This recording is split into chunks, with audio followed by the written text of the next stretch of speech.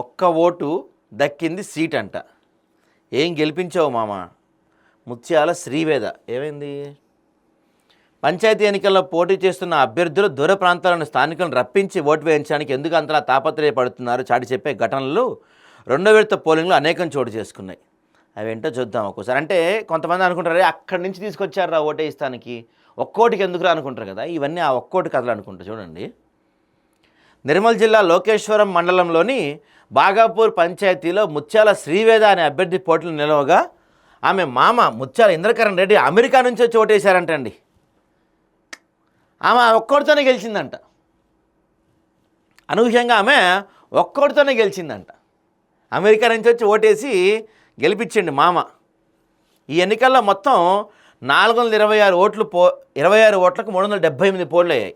ఇందులో ముత్యాల శ్రీవేదకు 189, మరో అభ్యర్థి హర్షస్వాతికి 188 ఓట్లు రాగా ఒక ఓటు చెల్లలేదు. దీంతో శ్రీవేద ఒక్కోటి ఎడతో గెలుపొందని అధికారులు ప్రకటించారు. ఇంద్రకరణ్ రెడ్డి 2 నెలల కిందట అమెరికాలోని తన కుమార్తె వద్దకు వెళ్ళారు. పంచాయతీ ఎన్నికల్లో తన కోడలు నిలిచిందని, పోటీ తీవ్రంగా ఉందని తెలుసుకున్న ఆయన పోలింగ్కు 4 రోజుల కిందట హుటాహుటిన అమెరికా నుంచి వచ్చారు. ఇప్పుడు అదే మేలు చేసి సంబరపడుతున్నారు. ఈ పంచాయతీలో ముత్యాల నారాయణ రెడ్డి 1972లో సర్పంచ్గా గెలుపొందగా 2013లో చిన్నమ్మ ముత్యాల రజిత గెలుపొందారు. ఇప్పుడు 3వ తరగతి ప్రతినిధిగా శ్రీవేద గెలిచారంట. కంగ్రాచులేషన్స్ అండి శ్రీవేద గారు. మీరు చూస్తే కొంచెం ఎడ్యుకేటెడ్గా కనిపిస్తున్నారు.